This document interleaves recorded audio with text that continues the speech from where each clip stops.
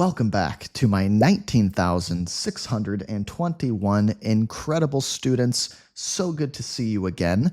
In today's video, we have another episode of Learn English with a Story, and here's the plan for today. First, we will have a quick read of the story. Yeah, I will read the story to you quickly. You can sit back, relax, and listen. Yeah, this part will just take a couple of minutes, okay? Now, if there are parts of the story that seem a little bit difficult, if you feel like you don't understand everything, then don't worry, because in part 2 of today's lesson, we will have a vocabulary breakdown, okay? Talking about some of the more challenging words, challenging vocabulary that we saw in the story. In part 3, we will have a deep dive, returning to the story and going line by line to make sure we squeeze every last drop of educational juice that we can out of this story, understand everything 100%, okay? Then, in the final part of today's lesson, we will have speaking practice. Yeah, we will talk about a discussion question related to the story and think more deeply about some of the themes of this story, okay? Now, if all of that sounds good, click like on this video to support me as your YouTube English teacher, and let's dive in. The story of King Midas. Have you ever wished for something so much that you didn't think about the consequences? King Midas's story is a perfect example of how a wish can turn into a curse. King Midas ruled over the ancient kingdom of Phrygia. He was known for his immense wealth, but he was still extremely greedy. One day, he did a good deed for the god Dionysus by offering hospitality to one of his helpers. As a reward, the deity offered to grant him one wish. Without thinking, Midas wished that everything he touched would turn to gold. At first, Midas was ecstatic. He touched rocks, trees, and even the palace walls, turning everything into pure gold. He marveled at his new power, convinced that he had become the richest man in the world. However, his joy was short-lived. When he tried to eat, the food turned to gold in his hands, rendering it inedible. When he hugged his daughter in celebration, she too turned into a lifeless gold statue. Midas's covetous nature had led him to a terrible fate. Realizing the grave mistake he had made, Midas was filled with remorse. He begged Dionysus to take back the gift. Moved by Midas's plea, the god told him to wash in a special river. As Midas bathed, the golden touch washed away. Everything he had turned to gold returned to its original state. His daughter came back to life, and Midas was overcome with relief and gratitude. From that day forward, Midas lived a different life. He learned the valuable lesson that true happiness and wealth do not come from material possessions. Instead, they come from the love and well-being of those around you. Midas became a wiser and more generous king, always remembering the dire consequences of his greed. Okay, guys, that was a quick read of the story, a bird's eye view of the story. Yeah, just a basic look at it. And once again, if that felt a little bit difficult, a little bit challenging, then don't worry, because for the rest of this video, we are going to break down and really try to understand clearly all of the language in this story. We're going to start with vocabulary in this adjective called covetous. Covetous. Now, I will tell you guys that this is a bit of a literary word. In other words, we might read this book often in stories and, in the world of literature, but in reality, is this like a spoken English word? Not really. You are probably not going to hear people use this when they talk to each other in daily life, okay? So keep that in mind, but it's still worth knowing. What does it mean? Having a strong desire for someone else's possessions. In other words, wanting something that belongs to someone else, okay? So we've got some synonyms here. A synonym is a similar word, a word that means basically the same thing, right? We could say greedy is a synonym for covetous. We could say envious is a synonym for covetous. They mean basically the same thing. 1, 2, and 3. Yeah, so if you have a strong desire for someone else's possessions, then that means you want what other people have very badly. A desire for something is like a wish for something, right? You want to possess it. You want to possess it. You want to have it. You want it to belong to you. And it's not just a desire, right? If you are covetous, if you are a covetous person, then you have a strong desire for someone else's possessions. A possession is just another way of saying something you own, right? My shoes are a possession of mine. My house is a possession of mine. This microphone is a possession of mine, right? Okay, so I think we understand that clearly. In the story we saw, Midas's covetous nature led him to a terrible fate. Okay, so the nature of Midas is covetous. If we talk about the nature of somebody, that just means the way they are naturally. Sometimes you might see this expression in the state of nature. Okay, in the state of nature, what are we like as human beings? Okay. Yeah. So Midas, by nature, we could also say by nature, he is a covetous guy. He's a greedy guy, an envious guy. And what happens as a result of that? Well, this covetous nature leads him or brings him to a terrible fate. Ooh, that basically just means, something really bad happens in his life. Okay, now here's an unrelated sentence. She cast a covetous glance at her neighbor's new car. I love this, okay?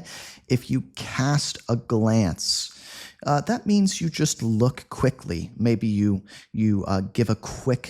take a quick glimpse. A glimpse might be another way to say this. Glimpse, glance. It just means you look quickly. You shoot a glance like this. I'll do a quick glance at the camera. Ready?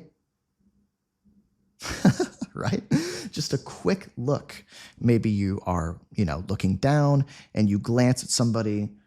You just look up and you see them quickly, okay? So, this woman in this example sentence, she is casting a glance. She's taking a quick look at her neighbor's new car.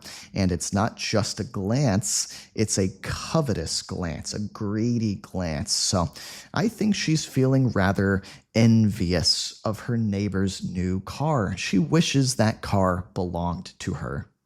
Okay, if you are a channel member and following along with your PDF at home, you can draw a picture that helps you remember this idea of covetous, right? Or you can draw what I draw. And you guys all know that I'm a visual learner. So here's what I'm going to draw. Yeah, I'm going to draw example sentence 2. So over here, we've got a neighbor, and this neighbor's very happy, in a great mood, because they have a new car. Okay, here's a shiny new car, right? And they're feeling really good about it. Yay, they're cheering, right? But they don't see inside the house of their neighbor. Here's the window. The neighbor is taking a quick glance. We could also say stealing a glance, stealing a glimpse. stealing a glance. That means they know they probably shouldn't be looking. If you steal a glance, you know you probably shouldn't be looking, but you're trying to get away with it anyway in kind of a sneaky way. So, here's the woman in the example sentence, and she's got this envious look on her face, right? She's got this envious expression. She's thinking, I'm so jealous. Jealous would be another synonym here, right? Jealous. I'm so envious. I'm so greedy. She's kind of a covetous woman, right? She sees the possessions of others and she wishes they were hers. Moving right along, up next we have remorse. Remorse. Yeah, that's a noun. Remorse. It's a thing. This idea of remorse is a noun, but if somebody is experiencing remorse, we can say that they are remorseful. Remorseful. It becomes an adjective, right? Okay, so what does it mean? Deep regret. Deep regret or guilt for a wrong committed. Very sorry for something bad you've done, okay? So basically, you feel bad about doing something, okay? You feel guilt or you feel guilty. Now this says, why do you feel guilty? Well, for a wrong that you committed. Commit is just a fancy way of saying do, okay? And wrong is just a fancy way of saying bad, okay? Or a mistake that you've made. So you feel bad because of something you've done, okay? For a mistake that you've made, we can say guilt, we can say regret, okay? As synonyms or similar words. Oh, he felt a lot of guilt over what he did or about what he did. Oh, she really felt a lot of regret, a lot of remorse about what she did, or we can say over what she did, okay? Now here's an interesting antonym. I'm going to draw a line here because these are all similar words, similar ways of understanding remorse, but here we have an antonym. And remember, guys, that antonyms mean the opposite, okay? So here we have indifference, and I want you guys to pay attention here as well because indifference is a very, very useful word. I think people would be really impressed if you could use this word. It's very native, okay? So if you're indifferent, then you don't care. You don't care. Yeah, maybe let's think about the last example. Right? Remember the woman who was very covetous, the covetous woman? She saw that her neighbor has a new car, right? Well, what if that greedy woman took a look at her neighbor and her neighbor's new car and she thought, good for her, I don't really care. Now she's not so covetous. Now she's indifferent, okay? Or she has indifference, okay? She was feeling indifferent about her neighbor's new car, okay? So it means you don't really care. Maybe there are two people, person A and person B, right? Here's A, here's B. And they both did something really bad.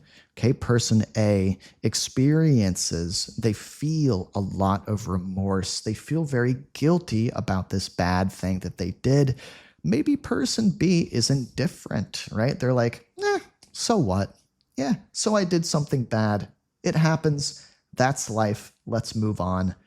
They are indifferent. Okay, so in the story, we saw that Midas was filled with remorse when he saw the consequences of his wish, right? Okay, so in the story, we have this king, King Midas. And remember that he makes a wish, and his wish is that anything he touches will turn into gold, into something very valuable, the valuable metal called gold, right? This valuable mineral, okay? So, This is a really crazy wish, a really extreme wish.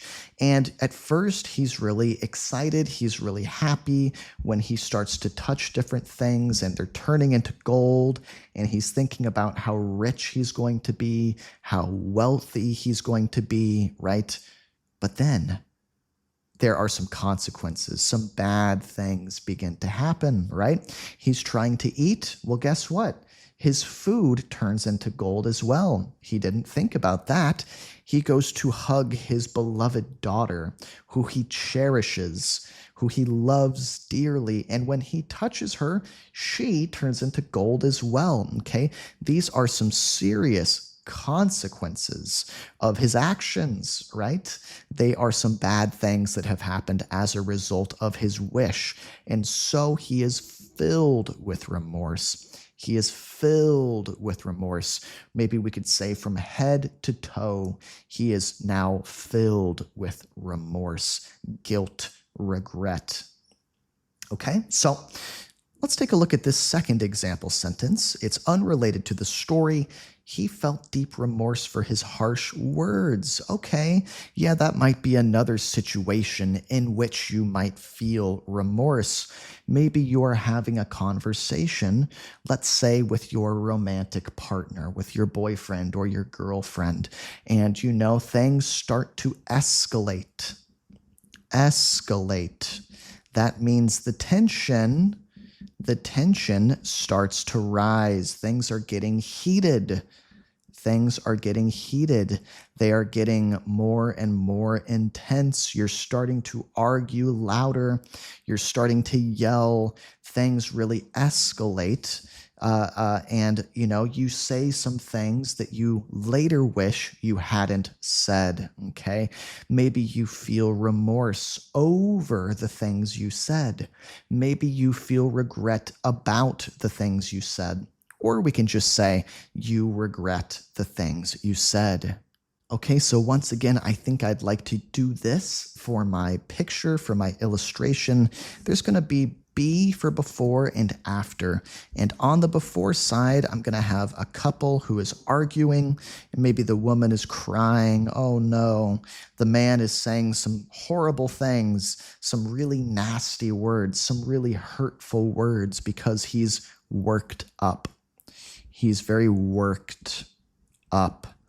That means that the tension has escalated, things have become very heated, and now they are having this intense argument, and maybe he says some things that he didn't really think about before he said them, and he hurts her feelings, okay? So after this argument, the man suddenly realizes what he's done, and he feels very remorseful. Maybe he feels ashamed, right? He feels like he's done something really shameful, something really bad, and he feels terrible. Here's a picture of his face afterwards, right?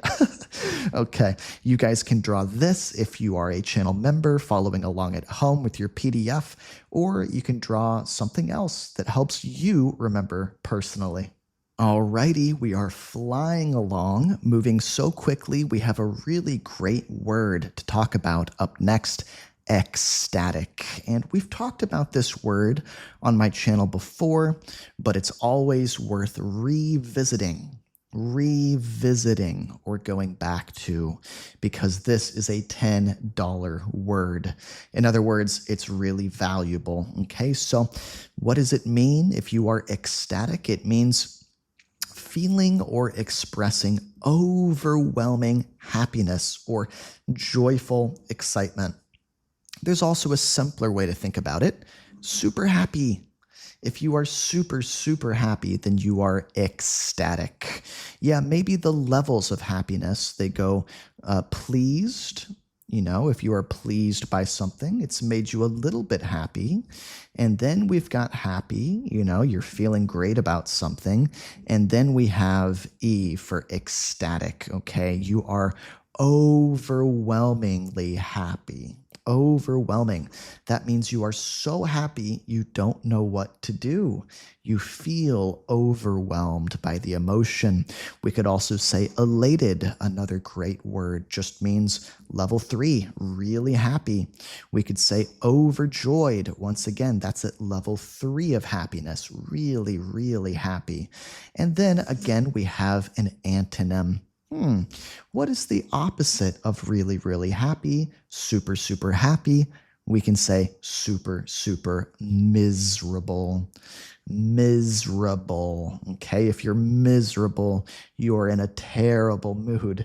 You're really upset. Think about the woman from the previous vocab words example, from the last vocab words example, right? She has an argument with her boyfriend and it leaves her feeling miserable. She just feels so low. We can say you're feeling really low, right? Okay, so that's an antonym. That's an opposite word, right? So Midas was ecstatic when he first received the golden touch, okay? When his wish comes true. When he first got, okay, received, we can say when he got the golden touch, he was feeling ecstatic. It seemed like the world was his oyster. Okay, have you guys heard that expression before? It seemed like the world was his oyster, like there were infinite possibilities in front of him or ahead of him, right? Okay, so he's in such a good mood. He's feeling overjoyed. He's feeling overwhelmed with happiness. He's feeling elated. He's feeling more than pleased, more than happy. He's feeling ecstatic. Okay, she was ecstatic upon hearing the good news. So down here for an image, for an illustration, I'm just going to draw a really ecstatic face. Somebody who is so extremely happy, right? You know, if I try to think about what would make me ecstatic, I think about taking a trip somewhere, the beginning of a new trip. If you take a vacation to maybe a new country, somewhere you're curious about, somewhere you've never been before, for me, I would feel really ecstatic. That would make me overjoyed. It would make me elated. It would fill me up with extreme happiness. What about you guys? What is something that would make you feel ecstatic? You can let me know in the comments section.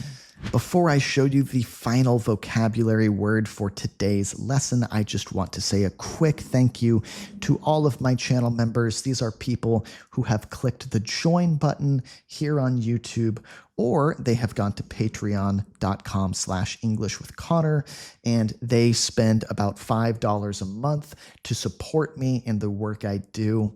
And because of that, they get lots of benefits, lots of perks. They get PDFs for all of my lessons so that they can preview and review and follow along digitally or on paper, really personalize my lessons and make the experience that much better. They also get bonus videos that are not available to the public. You know, they get to vote on upcoming content, and they also support me in the work I do. You know, this is just a very small YouTube channel, and every single like, comment, subscription, member helps me so much. So just wanted to thank them very quickly. And if you are interested in becoming a channel member, I highly recommend it. It will make the viewing experience for my channel so much better. Our last vocab word for today is an idiom. You guys know I love idioms. I love expressions. A blessing in disguise, okay? A blessing in disguise. People use this expression all the time. And what does it mean? Something seems bad at first, but it turns out to be good. So we could also say a hidden blessing, or maybe silver lining, okay? Silver lining is something good in a situation that seems bad, right? So losing his job turned out to be a blessing in disguise. as it led him to a better career. Okay, so this poor guy, he loses his job. He loses his job. He's really upset. Maybe he's feeling miserable, to use a vocab word. But guess what? It ended up being a good thing. It led him to a better career. So it seemed bad. In reality, it was actually good. Here's another example. The failure of his business was a blessing in disguise because it taught him valuable lessons. Okay? Now, this is kind of interesting because I feel like the story of King Midas is the opposite. It's not something bad that ended up being good. It's something that seemed good that ended up being bad, right? So it's kind of the opposite of a blessing in disguise. Maybe we could call that a curse in disguise, right? Okay, so for my image, for my illustration, for my picture, I've got a guy who's walking along. He wanted to go to his favorite store, right? But guess what? I don't know if you can read that. It says that the store is closed. So he's in a bad mood. He's feeling miserable. He's walking along. And what does he see? He sees a $1 million bill on the ground. Now, of course, $1 million bills do not exist in the United States, but in my silly example here, he finds a $1 million bill. How does that make him feel? Now he's feeling ecstatic, to use a vocab word. He's feeling elated. He's feeling overwhelmed with joy and happiness. Overjoyed, right? So this really turned out to be a blessing in disguise. Seemed like a bad thing, ended up being a good thing. If you guys are still with me, give yourself a pat on the back to congratulate yourself. You're doing awesome. We are moving on to the deep dive into the story. We're going to go line by line, make sure we understand all of this completely and thoroughly. So, have you ever wished for something so much that you didn't think about the consequences, the bad things that might happen as a result of doing that, right? So King Midas's story is a perfect example of how a wish can turn into a curse. Or maybe we could say how a blessing, something that seems like a blessing, could turn into a curse. A curse, right, is something very bad that happens to you. In Greek mythology, you see this idea of a curse, this theme of curses all the time. Maybe, somebody is cursed to roll a giant boulder up a mountain every day for all of eternity. And every time they push the boulder to the top of the mountain, it just rolls back down again and they have to start all over, right? So sometimes curse has this element of a magic to it or fantasy, right? King Midas ruled over the ancient kingdom of Phrygia. That's how you say this word. This is the kingdom that King Midas controls, that he rules over. It's an ancient kingdom, so a time long, long ago, okay? So this is the land. We could also say the land that King Midas rules over, or his territory, okay? We could say territory. Okay, so he was known for his immense wealth. We could also say his great riches, his tremendous riches. He had a lot of money. He had a lot of possessions. He owned a lot of things, right? But even though he had all of these riches and all of this wealth and all of these possessions, he was still extremely greedy, very, very covetous, right? So one day he did a good deed for the god Dionysus, okay? So he did a good deed for the god Dionysus. A good deed. That just means you do something good, something selfless, something to help someone else, right? If you help an old lady cross a busy street with lots of cars, lots of traffic, we can say that that is a good deed, a selfless deed. Okay, so he does a good deed for this god. There's a god called Dionysus. What does he do? He offers hospitality to one of the god's helpers. Okay, so basically, he invites the god's helper into his home, takes care of him, makes sure he is okay. We could also say, tends to him. If you tend to someone, then you take care of them and you make sure all of their needs are met, okay? He's a good host. He's being a good host. He's showing hospitality.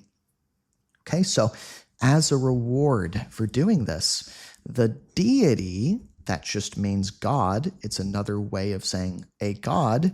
What did this deity offer him? Well, he offers him one wish. He offers to grant him one wish. In other words, he says, I will make your wish come true. Well, without thinking, Midas wished that everything he touched would turn to gold. I think we understand this pretty well, probably. He doesn't really think about it. He doesn't really think at all. He just blurts out his answer. If you blurt something out, then you say it without thinking about it, right? So that's what he does. He's like, I want the golden touch. I know exactly what I want. I want more gold, more wealth, more riches, more possessions. Okay, so at first, Midas was ecstatic. We talked about this, super happy. He touched rocks, turned rocks into gold. Trees turned trees into gold, and even the palace walls. A palace is kind of like, a castle maybe, or a big, big mansion where the king lives. So he's even touching the walls of the enormous, huge, giant place where he lives, turning everything not just into gold, but into pure gold. The purest of gold. That means it is only gold and nothing else, okay? 100% gold. So Midas is marveling at his new power. If you marvel at something, then you are amazed by it. You are pleasantly surprised. But it's a lot more than just pleasantly surprised. You are like, your mind is blown by it. That's a good way of thinking about it. Your mind is blown. You cannot believe it, right? So he is convinced. In other words, he is certain. He is sure that he has become the richest man in the whole world, which is what he wanted, right? That was Midas's goal. Now we've got an expression here that is really useful. I really love this expression. However, his joy was short-lived. Short-lived. That's a really useful expression to know. It basically means that something doesn't last long. It only lasts a short amount of time. It's very, very brief. Brief. We can also say brief, okay? When he tried to eat, the food turned into gold in his hands, rendering it inedible. Ooh, this is really kind of advanced and very useful to know.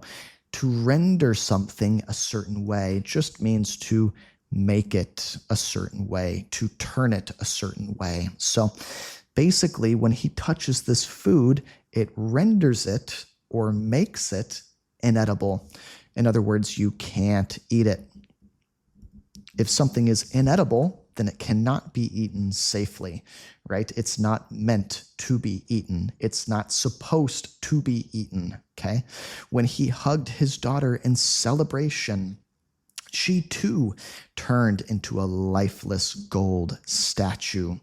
A statue. She's frozen in place. She's lifeless. It's like the life has left her, like the life her energy, we could also say life force. Her life force has gone dark, gone dark. It has left her.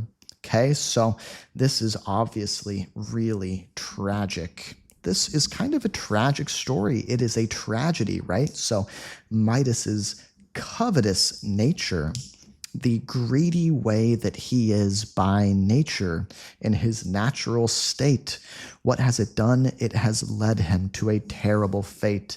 It has caused his life to take a dark, dark turn. Realizing the grave mistake he had made, Midas was filled with remorse. He's filled with regret. He's filled up with guilt. He wishes he could go back and change the decision that he made, change his actions, do it differently, right? He begged Dionysus to take back the gift. If you beg somebody, if you plead, we could say plea, if you make a plea, or if you plead is a verb, okay? If you plead with somebody, then that basically means you are down on your knees, you are pleading, you are begging, you are saying, please, please, please, listen to me, make this happen. So he goes to this deity, he goes to this god, and Midas says, please, I made a mistake. And the god is actually moved by Midas's plea. If you are moved, then that means Midas connected with the god emotionally. He stirred up something in the god, right? He made him feel something really deep for Midas, and maybe he can sympathize with Midas's situation. So the god gave him some instructions. He said, go wash in this special river. There's a certain river you can go to. Go clean yourself in that river. Go wash your body. And as Midas bathed, the golden touch washed away as if by magic. It was miraculous, right? It seemed like a miracle. It was really amazing. In other words, everything he had turned to gold returned to its original state. In other words, the way it had been at first, the way it had been originally. So things are thankfully going back to the way they used to be. His daughter came back to life. No longer is she a lifeless statue, but she has been reborn, right? She's back from the dead. And Midas was overcome with relief and gratitude. Overcome, that means these emotions took a hold of him. We could also say he was seized. He was seized by these emotions. They really gripped him. They really grabbed him.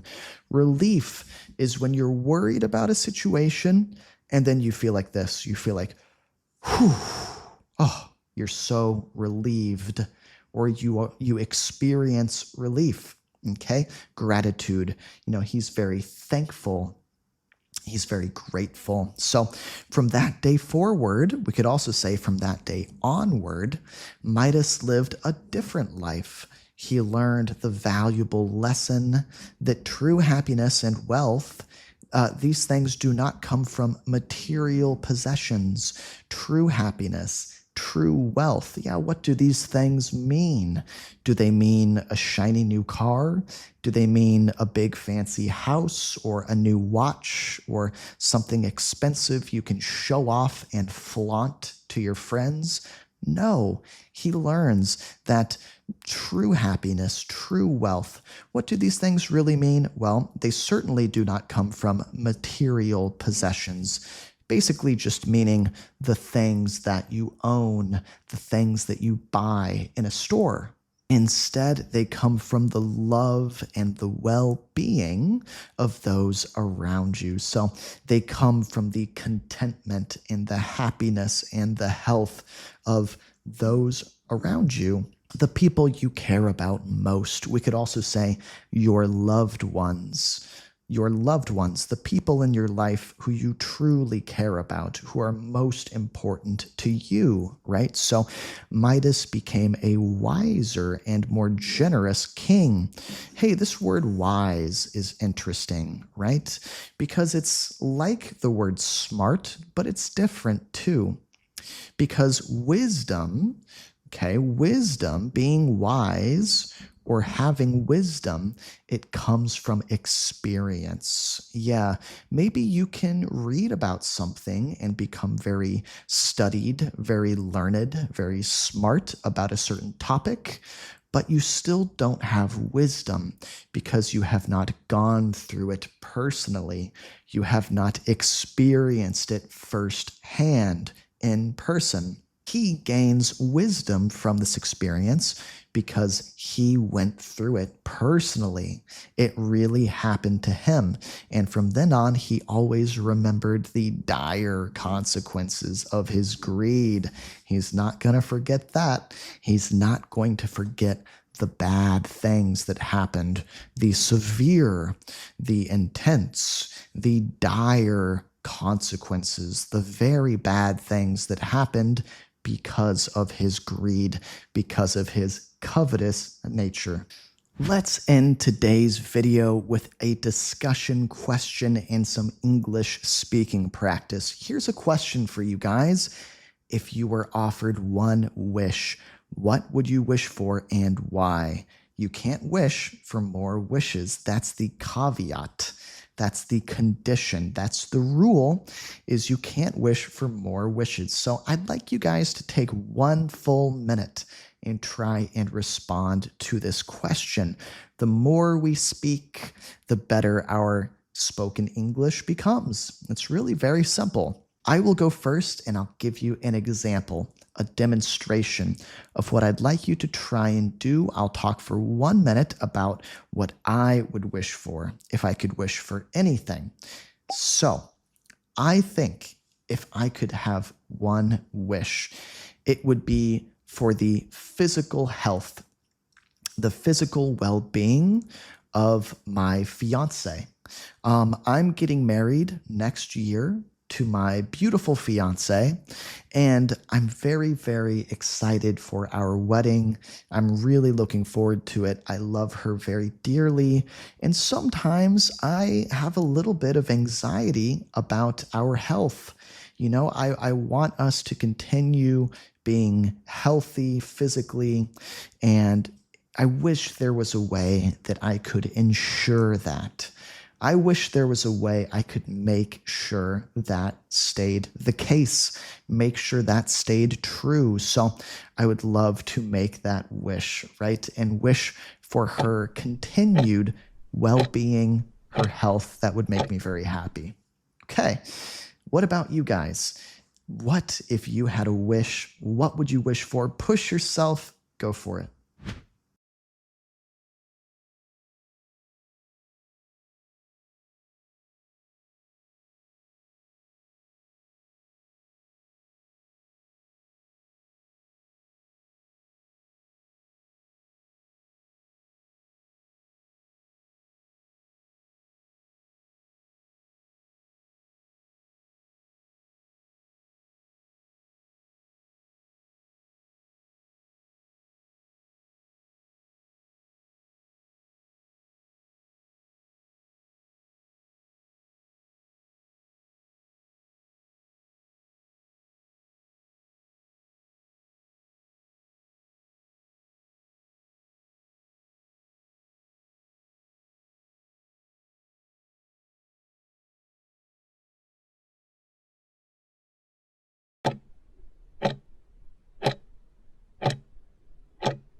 If you enjoyed today's video, I have many other videos like it. I'm going to put one up here on the screen. Let's keep the study session going. I will meet you there. Let's go.